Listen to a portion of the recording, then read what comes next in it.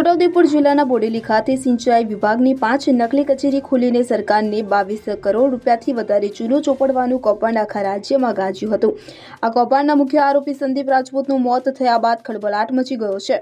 મળતી વિગતો પ્રમાણે છોટાઉદેપુર સબ જેલમાં રખાયેલા સંદીપ રાજપૂતને બુધવારે અચાનક ગભરામણ થતા હોસ્પિટલ લઈ જવામાં આવ્યો હતો અને સારવાર દરમિયાન તેનું મોત થયું હતું।